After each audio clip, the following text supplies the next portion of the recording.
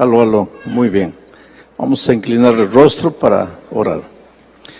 Padre amado que estás en los cielos, gracias Señor por todo lo que hemos aprendido este día, por todo el cuidado, la protección, la compañía de tus ángeles, tu espíritu moviéndose, preparando la mente, el corazón de tus hijos para recibir tu palabra. En este momento suplicamos una vez más que nos hables a través de lo que has dejado escrito.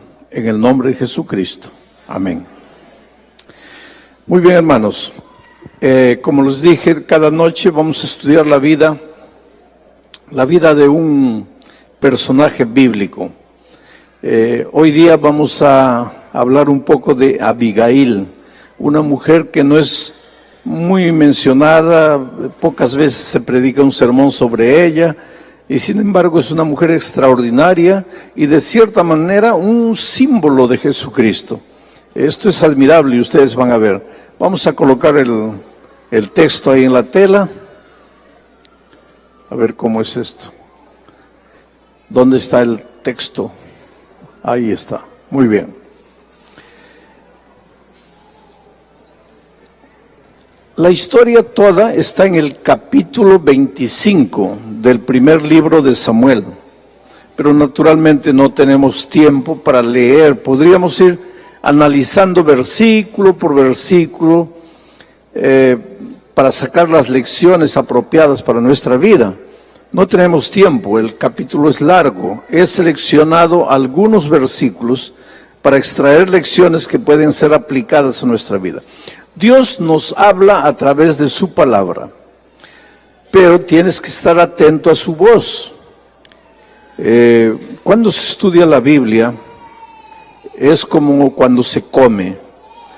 Dicen los médicos, yo no soy médico, no quiero entrar en ese terreno, pero dicen los médicos que para tener una digestión saludable, correcta, hay que masticar cada bocado de comida por lo menos unas 34 veces.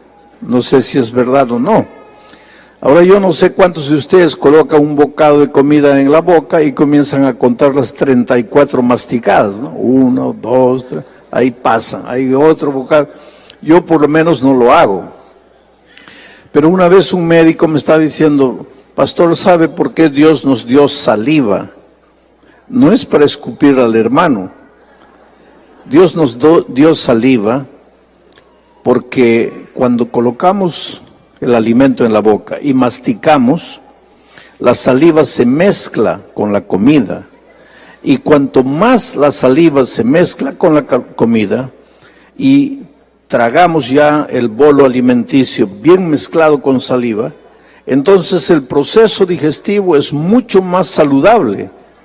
Y el resultado de eso se refleja en la piel, se refleja en el ánimo, se refleja en muchas cosas. Entonces, pero la mayoría de nosotros pues no masticamos, no comemos, en realidad tragamos. ¿Cuál es la diferencia entre comer y tragar? Se come masticando, mezclando la comida con la saliva. Y se traga, el gallo traga, ¿no? ¿Y saben por qué traga el gallo? Porque el gallo antes de la comida, antes de ir a la barriga, pasa por el buche. Pero nosotros no tenemos buche. Nosotros tenemos directo a la barriga. Por eso tenemos que masticar. Ahora, esto que es una realidad en la vida física, es una realidad en la vida espiritual. Si tú tomas el texto, lo lees sin entender y ya leí, eso no te sirvió de nada, estás tragando la palabra de Dios. La palabra de Dios no es para ser tragada, es para ser comida, es para ser masticada. Entonces, en cada texto de la Biblia tú tienes que leer, detenerte. Por ejemplo, lee todo el capítulo 25 de primero de Samuel y ve la historia de Abigail y trata de aplicar. ¿Qué lecciones puedo aprender de la vida de Abigail? ¿Qué lecciones puedo aprender de la vida de Nabal, que era el esposo de Abigail? ¿Qué cosas buenas hay aquí? ¿Qué cosas malas hay aquí? ¿Qué cosa de esto se parece con mi vida? ¿Qué errores yo puedo evitar? ¿Qué cosas buenas yo puedo practicar? Es así que se estudia la palabra de Dios. No es solo levantar, leer un versículo de la Biblia por costumbre y salir corriendo. Eso no te ayuda en nada.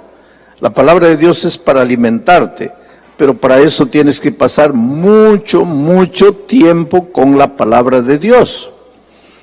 Todos los días yo tengo dos tipos de estudio. Mi estudio profesional de la Biblia es una cosa. Ahí yo preparo sermones, yo escribo materiales, artículos, en fin. Pero existe mi periodo de estudio personal de la Biblia. Allí yo abro la palabra de Dios, no para preparar sermón. Ahí abro la palabra de Dios para alimentarme a mí mismo como ser humano. Porque antes de ser pastor, yo soy un ser humano. Yo soy un miembro de iglesia. Yo soy un discípulo de Cristo, como ustedes. Y yo necesito orar para mí. Yo necesito estudiar la palabra de Dios para mí. Ahora, claro que en mi estudio personal de la palabra de Dios me vienen algunas ideas. Digo, de aquí puede salir un buen sermón. Entonces yo anoto eso y voy a trabajar profesionalmente ya en mi periodo de estudio profesional. Pero ese periodo de estudio personal es que nos hace crecer espiritualmente. Tenemos que alimentarnos de la palabra de Dios. Algunos jóvenes pastores, jóvenes estudiantes de teología, me dicen, pastor, ¿cómo usted puede tomar un texto y de un texto le saca tantas ideas? Es que he pasado horas y horas con ese texto. Lo he leído en una versión, lo he leído en otra versión, lo he leído en otra versión. He ido al griego o al hebreo, he analizado la palabra, he leído la cultura de aquel tiempo, he leído lo que el comentario de la hermana White dice con relación a ese texto, he leído lo que los otros comentarios dicen, y entonces tengo pues un panorama completo del texto. Hay que pasar mucho tiempo con la palabra de Dios. Predicar no es abrir la Biblia y comenzar a hablar cualquier cosa que te viene en la hora. Tienes que pasar mucho tiempo. Tú personalmente, aunque no prediques, tienes que pasar tiempo con la palabra de Dios. Eso te va a alimentar. Bueno, el capítulo es largo, pero yo he seleccionado algunos versículos. El versículo 3 dice, porque el versículo 1 empieza diciendo, había un hombre muy rico, y después describe la riqueza, tenía muchos carneros, tenía mucho ganado, un hombre rico. Pero el versículo 3 entonces ya define, y aquel varón rico se llamaba Nabal, y su mujer se llamaba Abigail. Era aquella mujer de buen entendimiento y de hermosa apariencia. Qué bueno cuando el buen entendimiento, que en hebreo es la palabra yokmah, que quiere decir literalmente sabiduría, sensatez, equilibrio, buen entendimiento, sentido común, todo eso es yokmah. Es interesante cuando Salomón fue nombrado rey de Israel, una noche en Gabaón se le presentó Dios y le dijo, Salomón, pídeme lo que quieras y yo te lo daré. Y él dijo, Señor, lo único que quiero es yokmah, o sea, sabiduría, para poder guiar al pueblo, sabiduría. Y Dios le dio sabiduría. Unos días después, Salomón estaba tranquilo y vienen dos mujeres trayendo un niño. ¿Se acuerdan de eso? Y una dice, esto es mi hijo. Y la otra dice, no, es mi hijo. La otra, no, es mi hijo. Entonces, como todo buen líder, Salomón le dice, a ver, dame tus argumentos. ¿Por qué dices que es tu hijo? Y la mujer dice, por esto, por esto, por esto. Aparentemente tenía razón. Pero nunca tomes la decisión escuchando solo a una persona. Entonces Salomón dijo, ahora yo quiero tus argumentos. Y la otra dice, este es mi hijo por esto, por esto, por esto. Aparentemente tenía razón. ¿Alguna vez en la vida te has encontrado en una situación así? Le escuchas a uno, parece que tiene razón. Le escuchas al otro, parece que tiene razón. ¿Y ahí qué vas a hacer? ¿Qué vas a hacer? Pero Salomón le había pedido a Dios, ¿qué cosa? Yokmah, sabiduría. ¿Y qué dice Santiago? Si alguien tiene falta de sabiduría, pídala a Dios y Dios se la va a dar. ¿Y qué es la sabiduría? El sentido común, el equilibrio. Entonces Salomón le había pedido sabiduría a Dios y Dios le dio sabiduría. Porque hay cosas que tú a veces no sabes de dónde te vienen y viene de Dios. Si vives una vida de comunión con Dios, viene de Dios. Salomón dice, traiga un machete. Trae un machete. Y las mujeres se asustan. Y Salomón llama al siervo y le dice, partan el niño por la mitad. Porque ya que tú dices que es tuyo y me convences de que es tuyo, y tú también dices que es tuyo y me convences de que es tuyo, entonces pues mitad para cada uno. Traigan el machete. Y cuando el siervo estaba para partir al niño, la verdadera madre dijo, no, por favor. Si es para matar a mi hijo, mejor que se lo lleve, pero quiero a mi hijo vivo. Que se lo lleve ella. Y entonces Salomón dijo, esta es la verdadera madre. ¿De dónde le salió a Salomón eso? La sabiduría que viene de Dios. A veces tú en la vida dices, ay, pastor, no sé qué decisión tomar. Pídele a Dios sabiduría. Ahora, ¿sabes qué? Pena que no hay muchas chicas solteras bonitas aquí, ¿no es cierto? Pero deberían escuchar este mensaje. Abigail era de hermosa apariencia, pero de sabiduría. Tú sabes que las chicas bonitas, por ser bonitas, no se preocupan mucho en buscar sabiduría. Y los muchachos, en lugar de buscar a las mujeres sabias, andan buscando a las mujeres bonitas. Y la belleza cansa. En un año se acabó la atracción, pero la sabiduría dura para la vida toda. Abigail era una mujer bonita, muy bonita, pero sabia. Ahora, el esposo era un hombre muy rico, pero necio, imprudente, insensato, sin sabiduría. Ahora tú me vas a preguntar, ¿cómo una mujer bonita se casó con un hombre insensato? Es que en aquellos tiempos las mujeres no escogían esposo. En aquel tiempo las chicas eran obligadas a casarse con el esposo que el padre les determinaba. Y generalmente papás sin sabiduría, porque también existen padres sin sabiduría, le buscaban a la hija un hombre rico, un hombre que tuviese posesiones, que si tiene sabiduría, que si la va a tratar bien a mi hija, no me interesa, me interesa que tenga posesiones. Habían padres así, y parece que el padre de Abigail fue así. Dijo, no, cásate, este hombre te conviene. ¿Te conviene por qué? Porque tiene dinero. Cuidado, queridos. Se casó la pobre. Eran otros tiempos. Los judíos, tú sabes que tenían una oración. Decía, los judíos hombres, todos los días agradecían a Dios diciendo, Señor, te agradezco porque no nací gentil, quiere decir, no nací extranjero. No nací esclavo y no nací mujer. Esa era la oración del hombre judío. Ahora, ustedes, las hermanas, me van a preguntar, pero pastor, ¿por qué era la Biblia así? Es que no era la Biblia, querido. Todo comenzó en el jardín del Edén. Todo comenzó con la desobediencia, con la entrada del pecado. El pecado deformó la creación maravillosa de Dios. El hombre deformó su carácter, se volvió machista. Cuando Dios le dijo, tú vas a ser la cabeza, no estaba diciendo tú vas a abusar de la mujer, pero es que el pecado deformó el carácter del hombre, y ahora el hombre se cree dueño de la mujer. Pero entonces los tiempos están cambiando, ahora la mujer se está yendo al otro extremo, porque yo tenía hace muchos años una secretaria que me decía, yo me voy a casar cuando encuentre un hombre con mi cabeza. Le digo, ¿cómo es así tu cabeza? A ver, ¿cómo piensas? Todos 50%, 50%. ¿Por qué el hombre tiene que valer más que yo? Y si no encuentro un hombre con mi cabeza, yo no me caso.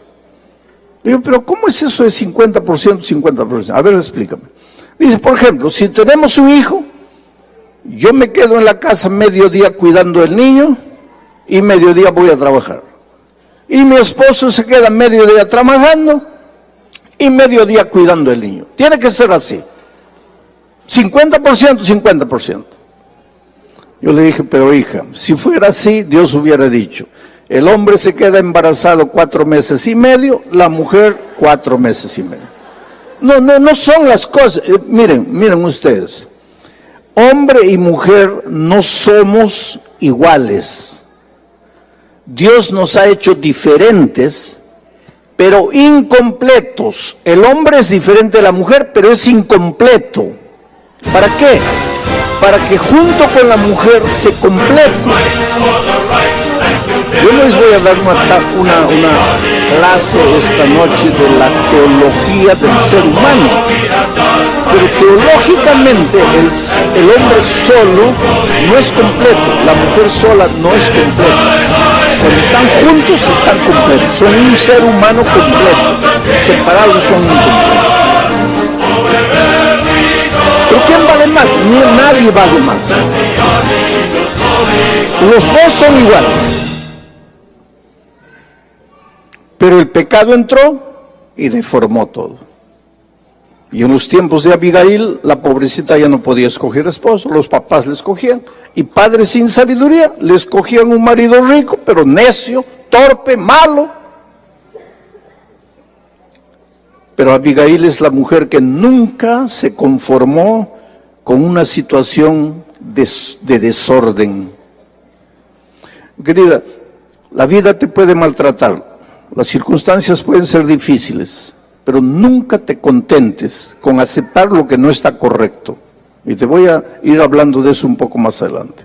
Bueno, aquel varón se llamaba Nabal, su mujer Abigail. Era aquella mujer de buen entendimiento, de yokmaj, de sabiduría y de hermosa apariencia. Pero el hombre era duro y de malas obras. Y era del linaje de Caleb. Interesante. Ayer predicamos de Caleb. ¿Fue un grande hombre o no? Pero tú no sabes lo que tu nieto va a ser. Ese es el asunto. En la genealogía de Cristo en Mateo capítulo 1, tú ves que a veces de un hombre bueno sale un hijo malo, de un hijo malo sale un hijo bueno. Nosotros nunca sabemos. Por eso ayer alguien me hizo, o esta mañana alguien me hizo una pregunta, ¿qué hacemos si los hijos crecen y ya quieren hacer lo que quieren? Querido, tú cumple con lo que Dios te ha dicho, instruye al niño en el camino en que debe andar. Cuando fuere viejo, él va a tomar sus decisiones, pero tienes que tener en cuenta una cosa. Aunque parezcas que se ha olvidado de la palabra de Dios, la palabra de Dios está en ese corazón. Puedes parecer que ya murió, no murió, la palabra de Dios nunca muere, está ahí. Y en un momento de desesperación, tú vas a ver cómo Él va a volver los ojos a Dios. Por eso, cuando los hijos crecen, solo te resta hacer 2 cosas. Primero, orar. Y segundo, llorar. No te queda más otra. Y confía en Dios, que has plantado la semilla en el corazón de tus hijos cuando eran chicos. Y ahora deja que el Espíritu Santo. El otro día encontraron una momia en Egipto. Siempre viven encontrando de vez en cuando momias ahí enterradas. Encontraron una momia y junto a la momia una vasija con granos de trigo. ¿Cuántos años tendría esa momia? Miles. Pero lo interesante es que tomaron un granito de trigo, plantaron y el grano germinó. No digo que tu hijo es una momia, pero en su corazoncito el grano de trigo de la palabra de Dios está plantado. Y aunque pasen años, y tal vez tú mueras, sin ver a tu hijo de regreso, pero no te desesperes, porque en la mañana de la resurrección lo vas a ver ahí. Y seguro que te vas a sorprender y vas a decir, pero hijo, tú no querías saber nada. Sí, no quería, papá. Pero la palabra de Dios que tú plantaste en mi corazón, después de tu muerte, produjo frutos. Así es la vida. No te desesperes. Bueno, ahora, ¿qué sucede? Voy a contarles un poco la historia para saltar al siguiente versículo. Este hombre Nabal tenía muchas ovejas y en esos tiempos hacían una fiesta el día que trasquilaban a la oveja, porque la oveja tenía 3 propósitos para el pueblo de Israel. Primero, les daba lana. Segundo, les daba carne. Y tercero, les daba leche. Eso sin contar con el aspecto espiritual, porque la oveja era criada también para el sacrificio en el ceremonial de Israel. Pero yo estoy dejando al lado el aspecto espiritual. Básicamente les daba lana, les daba carne y les daba leche. Una vez por año trasquilaban a las ovejas, les sacaban la lana. Y ese día hacían fiesta, mataban corderos, preparaban pan, era una fiesta, había comida hasta sobrar. David estaba huyendo en esos tiempos del rey Saúl y pasaba por ahí cerca como a unos 15 kilómetros tal vez de donde estaba Nabal haciendo la fiesta de la trasquilada de las ovejas. Y David estaba con hambre, sus soldados estaban con hambre, él estaba escapándose del rey Saúl que quería matarlo. Entonces David se enteró que Nabal estaba haciendo fiesta. Tiempos atrás, pastores de Nabal, por una circunstancia, pasaron por un momento difícil y David les ayudó. Les dio comida, les dio pan, les dio agua, los protegió. Años después, 2 años después, David estaba escapando del rey Saúl, estaban con hambre, no tenían que comer y se enteraron que Nabal a 15 kilómetros estaba haciendo fiesta y había mucho pan. Entonces David escogió 10 jóvenes y les dijo, por favor vayan a Nabal y díganle, somos gente de David, el hombre que le dio ayuda a tus pastores, que los protegió, que los defendió. Pídanles algo de comer. Y entonces pues los muchachos fueron, 10 jóvenes, fueron a Nabal y le dijeron como el rey le había dicho, mira, en el pasado David ayudó a tus pastores, los protegió, los defendió, ahora nosotros necesitamos, estamos escapando del rey y por favor ayúdanos, danos un poco de pan. Y este tonto pues era, como dice, era hombre duro, de malas obras, hombre tonto, imprudente, sin sabiduría, hombre duro, sin corazón, había recibido favores, no quería devolver los favores. Hace una pregunta, ¿y quién es David para que yo le sirva? ¿Quién es David para que yo lo ayude? Los pobres muchachos volvieron y le dijeron a David, oye, no quiere ayudarnos. La ira de David se encendió, porque David era el ungido de Dios, iba a ser el rey de Israel. Todavía el incidente de Betsabé no había sucedido, eso sería un accidente más adelante. Mañana vamos a hablar de eso. Pero David era un hombre de Dios, había sido escogido para ser el rey de Israel, y se encendió su ira. Ahí viene la pregunta. Hombre de Dios se le enciende la ira. Pues es que el hombre de Dios todavía está peregrinando por este mundo. Y por eso a veces se nos enciende la ira. Y entonces cuando se le encendió la ira, dio una orden. Agarre cada uno la espada, vamos a ir y vamos a matar a esos ingratos. El hombre de Dios no procede de esa manera. Y ahora quiero que entiendas. Hasta un anciano de iglesia, hombre de Dios, a veces pierde los papeles. Pero el hecho de que sea ser humano y pierda los papeles no quiere decir que tiene que seguir perdiendo los papeles. Encuentra tus papeles, querido. No puede ser justificación que ¿Perdiste los papeles? Sí, pero en cada junta estás perdiendo los papeles. Espera un poco. El hombre de Dios tiene que ir creciendo. Ese es nuestro tema del seminario de la mañana. Tienes que ir creciendo cada día más semejante a Jesús. Cada día dejas de ser hijo del trueno para convertirte en el discípulo del amor. Tienes que ir creciendo. David fue creciendo, pero todavía no había ocupado el reino. Saúl todavía estaba vivo. Era un ungido de Dios, pero joven. Torito joven, rebelde. Tenía que aprender a ser manso y humilde de corazón. Aunque ungido de Dios, toro rebelde, se le encendió la ira. ¡Vamos a matar! Y ya venían a matar a Nabal, a toda su gente, por ingratos. Pero ahora viene este versículo maravilloso. Cuando David estaba viniendo con sus guerreros para matar, un siervo de Nabal corrió donde Abigail, la esposa, y le dijo: tu esposo acaba de hacer una tontería. ¿Qué tontería? David vino, mandó sus 10 jóvenes para pedir ayuda y tu esposo no los ayudó. Y ahora David viene armado hasta los dientes y va a acabar con todos aquí. Entonces, la mujer prudente, sabia, sensata, pasó toda la noche guisando corderos y preparando panes de higos.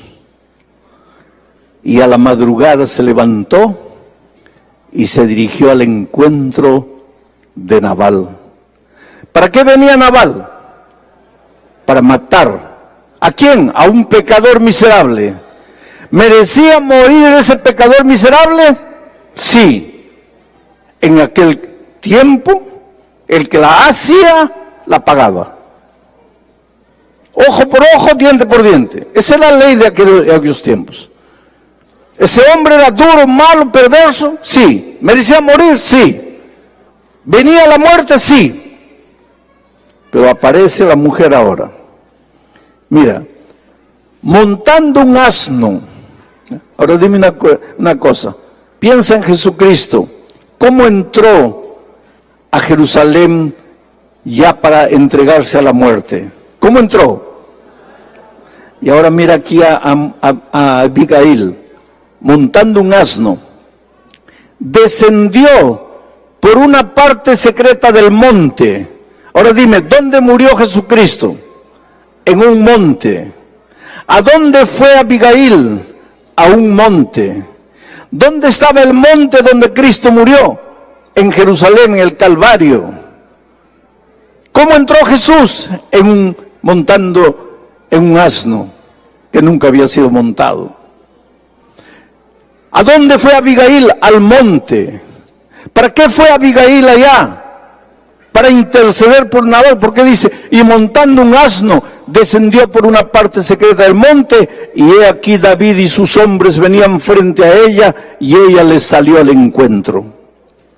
Oh, querido, quienes deberíamos haber muerto en el Calvario éramos nosotros. Ustedes están asistiendo al seminario de la mañana. Después de la entrada del pecado a este mundo, nuestro carácter quedó, ¿qué cosa?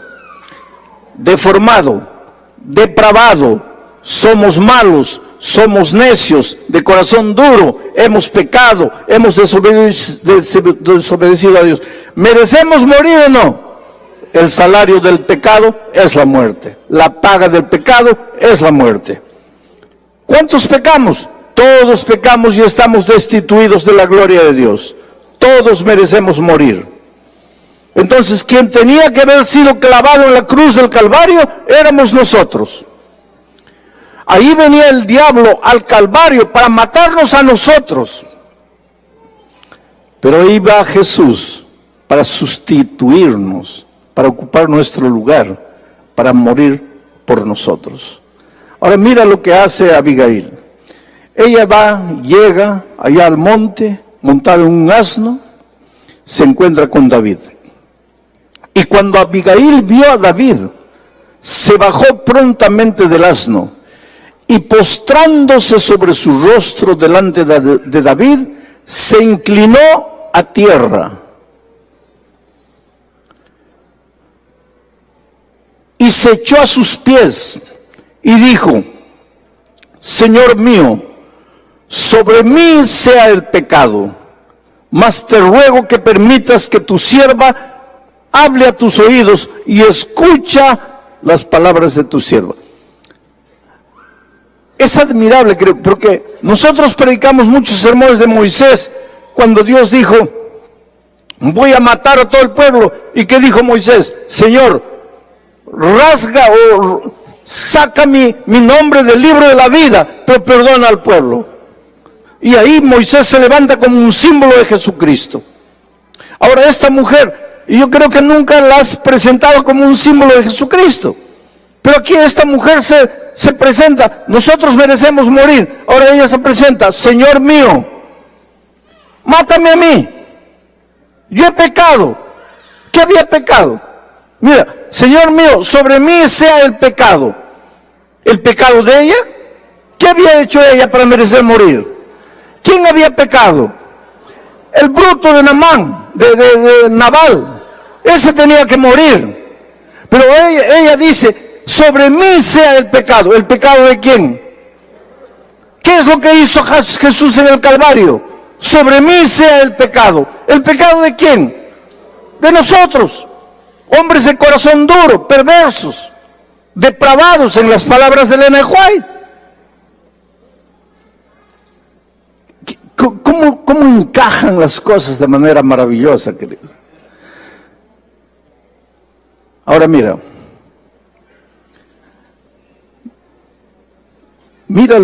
esta posición de Abigail. No haga caso ahora, mi señor, de ese hombre perverso. ¿De quién está hablando? De Nabal. No haga caso ahora, mi señor, de ese hombre perverso, de Nabal, porque conforme a su nombre, así es. Él se llama Nabal, y la insensatez está con él. Mas yo, tu sierva, no vi a los jóvenes que tú enviaste, porque si yo los hubiera visto, yo los hubiera dado comida. Pero el bruto de Nabal, el insensato, el perverso de Nabal no vio. Ahora, queridos, ¿quién era Abigail con relación a Nabal? ¿Quién era? ¿Qué era de Nabal? ¿Y la esposa no debe proteger al esposo? ¿Y aquí Abigail estaba ayudando al esposo o no estaba ayudando? ¿Hablando mal del esposo?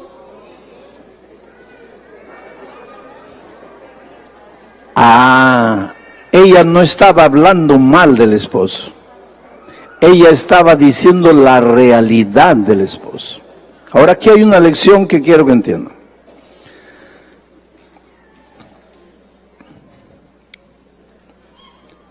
Pues la vida me ha hecho enfrentar circunstancias difíciles, y a veces hay situaciones que yo no quisiera vivir dos veces. Esta mañana les conté una situación, ahora les voy a contar otra situación. Una vez una señora trajo al esposo a hablar conmigo, a la fuerza. Él no quería. Ahora tú te vas a preguntar: pero si el hombre no quiere, ¿cómo es que ella lo llevó a la fuerza? Arrastrándolo. No lo arrastró, pero lo llevó obligado. ¿Pero cómo lo obligó? Te voy a contar. Este hombre era anciano de iglesia, un hombre bueno, un hombre que quería servir a Dios, un hombre conservador, un hombre admirado, un hombre respetado por la iglesia, pero infelizmente perdía los papeles constantemente. ¿Y qué es lo que había sucedido? Un sábado de mañana predicó un sermón bonito, llevó muchos espíritus de libros del espíritu de profecía, porque en ese tiempo no había slide, no había esas cosas. Llevó 4 o 5 libros, leyó que el cristiano debe ser así, que el mundo está entrando a la iglesia, porque esto, porque aquello, porque lo otro. Y después fueron a almorzar, y la esposa sirvió el almuerzo, y pues el arroz no estaba muy bien cocinado. Entonces cuando él metió el arroz a la boca y vio que estaba medio crudo, habló una palabra horrible, fea, que un cristiano nunca debería hablar. Y la esposa lo mira y le dice: pero hijo, acabas de predicar un sermón tan bonito y solo porque el arroz no me salió bien hablas esa cosa fea. ¿Para qué? Perdió los papeles. Agarró la vasija de arroz, ¡pah!, al suelo.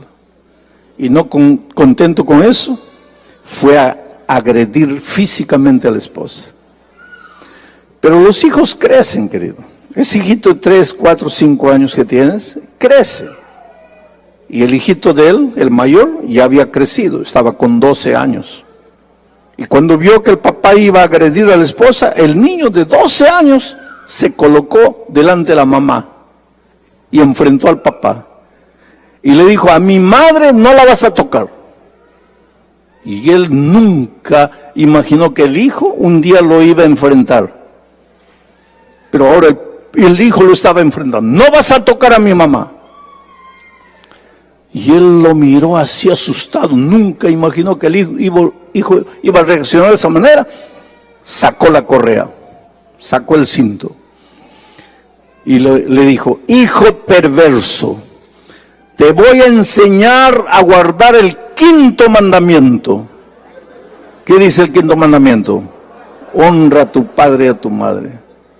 ¿Por qué te atreves a enfrentarme? Te voy a enseñar a guardar el 5.º mandamiento. Y mientras él ahora quería enseñarle al hijo a guardar los mandamientos, porque él le enseñaba a guardar mandamientos a todo el mundo.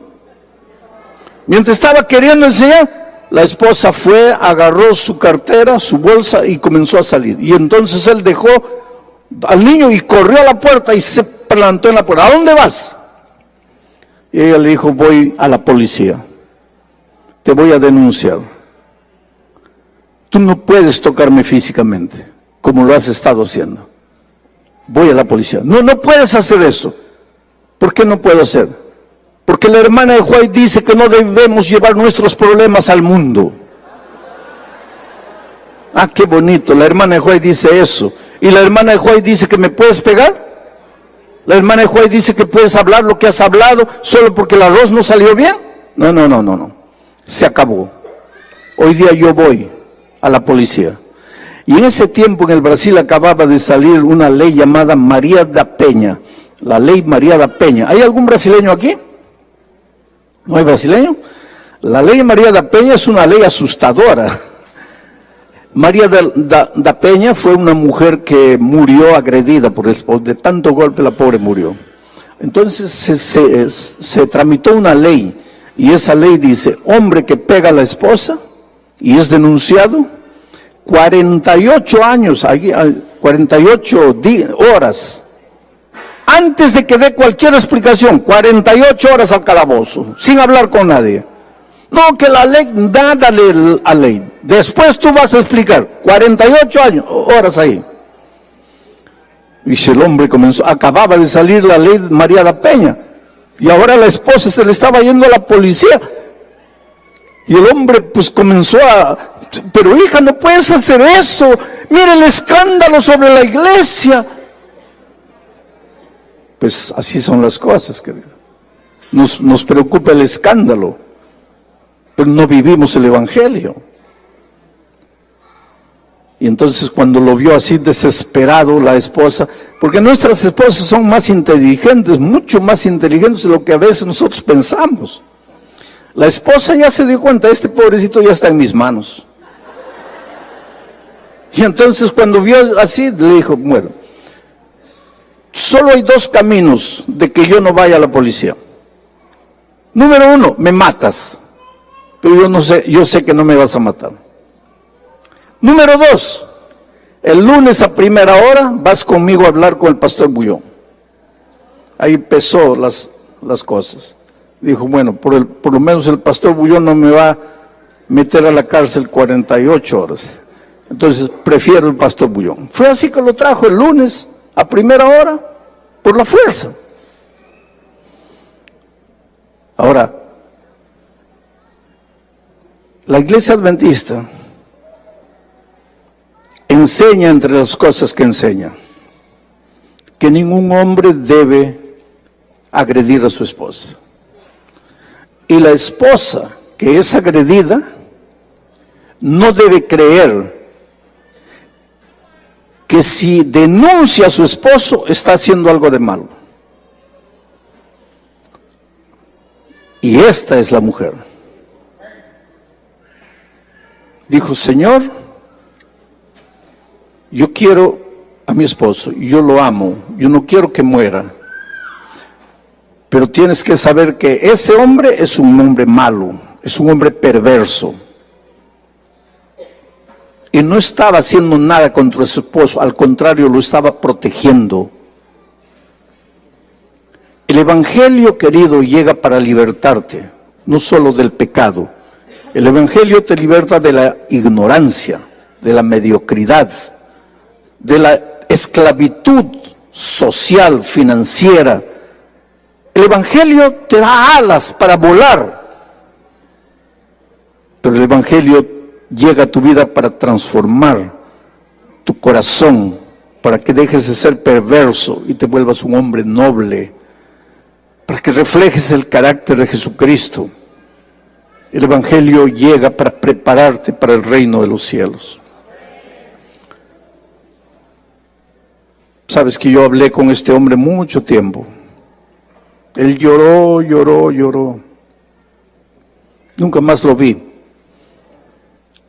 Un año yo estaba en Buenos Aires en un campamento para todos los jóvenes de América del Sur. 15,000 jóvenes en el Parque Sarmiento en Buenos Aires. Y de repente me encuentro con él. Él se acerca, me dice: pastor, ¿se acuerda de mí? Le digo: medio que me acuerdo. Sí, yo estuve aquí en su oficina hablando con usted, ¿se acuerda? Ah, sí, me acordé. Le digo: ¿qué haces aquí? Tú no eres joven, porque este es congreso de jóvenes. Él me dice: sí, pastor, pero los jóvenes de mi iglesia me escogieron el anciano consejero de ellos. Y yo estoy aquí porque ellos me han traído. Los jóvenes tenían miedo de ese hombre, pero ahora los jóvenes lo escogieron como su consejero, porque ese hombre había sido transformado por el poder de Dios. Pena que Nabal no fue transformado, porque Nabal murió pocos días después de este incidente. Él se quedó tan triste, dice el texto bíblico, que se enfermó. Cuando se dio cuenta que podría haber muerto a manos de David por la insensatez de su corazón, se enfermó y en pocos días murió. Cuando el rey David se entera que Abigail se quedó viuda, mandó mensajeros a Abigail y le dice: yo quiero que seas mi esposa. Y ahora mírenlo cómo responde Abigail. Y ella se levantó e inclinó su rostro a tierra diciendo: he aquí tu sierva, que será una sierva para lavar los pies de los siervos de mi Señor. Mira, tu sierva, no para lavar tus pies, tu sierva para lavar los pies ¿de quién? De los siervos de mi Señor. Esta era una mujer transformada por Dios, ¿sabes? Tú sabes lo que quiere decir diácono. El diáconos es el servidor, el que sirve. Todos nosotros somos diáconos, en el sentido de que somos seguidores de Cristo para servir. El cristiano sirve, el cristiano siempre está dispuesto a servir. El verdadero líder sirve. Hay un concepto equivocado de liderazgo. Liderazgo no es, líder no es el que manda, no es el que da órdenes. Líder no es jefe, líder no es patrón, líder no es sargento, líder no es capataz. Líder es el que sirve. Y sirve tanto que las personas quieren seguirlo. Y entonces el líder lleva a las personas a donde él quiere, porque las personas lo siguen. Si tú eres oído y obedecido, mira, si tú eres oído, amado y y seguido, tú eres un líder. Pero si tú solo eres oído y obedecido, tú eres un dictador, tú eres un sargento, tú eres un capataz, pero no eres líder. Todo esposo tiene el deber de ser líder en su casa. Ser seguido por amor. ¿Por quién? Por la esposa y por los hijos. Porque Dios ha establecido al esposo como cabeza de la casa. No es que es superior a la esposa y a los hijos, pero alguien tiene que dirigir todo grupo humano. En la iglesia el pastor, en la ausencia del pastor el anciano primero, en el país el presidente, en la familia el padre, todo cuerpo organizacional tiene alguien que tiene que dirigir. Dios ha establecido bíblicamente que es el esposo. El esposo es un líder, pero para ser líder tienes que conquistar el corazón de la esposa y de los hijos, que ellos voluntariamente quieran seguir. Tú tienes que volverte el héroe de tu casa, el héroe.